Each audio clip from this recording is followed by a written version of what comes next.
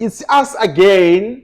Baba Nama Maduyu from Ray Ino Solar Tech. Yes, please.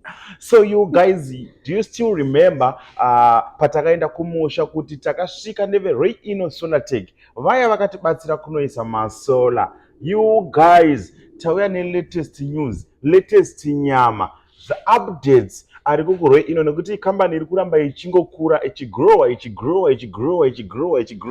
Iye zvino vakuita futi zvekuita zvekudrilla maballs. Imagine, ende maballs acho asi aya kungogwehla chete ka aiwa maballs ekuti munokwanisa kushandisa masola zvekare ku generator mvura vanokudhirira maballs vokuisirai masolar system and also ndo aya anenge aine majojo tank yo guys and varoramba vachivhura mabranches kwakasiyana. So please surprise your parents, vhurireiwo maparents enyu macheresereiwo maballs vaisireiwo masolars muchishandisa Ray Ino Solar Tech. Any problem yamune maona uyai mutiudze isusu kuti company yenyu yadai because toziva kuti company yedu manyama, company yedu haiite. Imagine. So guys, shandai ne Ray Ino Solar Tech yatotipawo pressure papa totohoda toti patuudzokera Zimbabwe papa totomeka sure taisisa mabirds kudzimba toziva kuti vazhinji venyu aiti kuzvibhorani kwenyu kure kutsime kwenyu kure. We wanna make sure kuti taita zvinhu zvacho izvozvo but mbijana tizomhanye nepressure zvedu hatiiti zvatisingakwanisi. So guys, shandai ne Ray Ino Solar Tech iri kupedza masports iye zvino yakudhirila maballs kuisa masolars anosimudza TV mafiriji zvakasiyana zvese nekuona zvamoda kuona nekugugula zvamoda kugugula living like you are in South Africa iwe uri muZimbabwe no pressure yezesa kuti yazoita sei. Saka batai Ray Ino Solar Tech number ndo dziri pascreen baby wangu unoti rumaoko chimudhudhu chotaurisa chinhu chakaenda chimbotaura kuti iwe mbudi wangu chimbotaura guys zvataura nababa zvese mazvinhu kanzi ende kuRay Ino Solar Tech moenda munodhirisawo zvibhorani handitika munoisa masola vabereki vaswera vachiona matv kutoiswera vachiita makuhwa maraini ngavaswera vachiona matv. So you guys ndofunga mavideos mamwe acho muri kungomaona pascreen.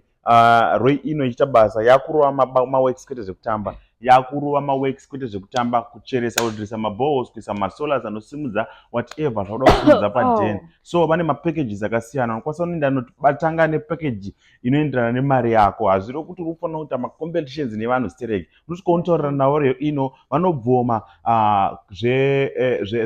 zvelay-by vanobvuma if you are working hamene unovapa mapayslip wati zvako chichichi unoita macalculations enyu ipapo vanobvuma zvese izvozvo. And also vaya vari kunze kwenyika you guys vaya vari kunze kwenyika vari kuda kuita madeals aya kuti muda kunoisisa zvinhu kumba kwenyu but muri kuno kana kuti muri kwamuri ikoko musiri muZimbabwe you can just holler them panhamba dzavo dzamuri kuona pascreen guys vanonokuisirai muri kuno kwamuri kana twakoko kwamuri vanonokuisirai padheni penyu mungavapa madirections hazvine kuti muri pai chero mumakoronga vanoenda nemota dzavo makadziona imimi vanosvika kukuisirai. Saka kuisa mari don't worry munoisa mari nemaways akasiyana vana weudremit vana chi and also chimwe yatiri kufarira vava nebhengi remuSouth Africa rekuti turi muSouth Africa muntu unodeposita mari yauri kudeposita mubhengi rekuSouth Africa ivo vari kuZimbabwe votonokuisira masini chamuchada chi isusu zvakafanana nekwedu totoziva kuti hatina zvikwereti nevabereki vedu takaisisa magetsi ariko hatina pressure sometimes tokunototisira kuno load shedding yobva yatirova totanga totaana namama achiti hatina magetsi kwakadzima vachiti hai kuno hakudzimi so guys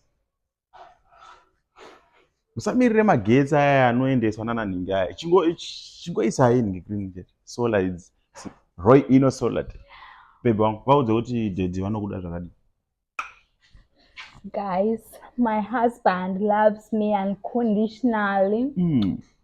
I love him too with agape love. Oh my gosh. Okay. So guys, we love you. I mean, I love you. We love you too.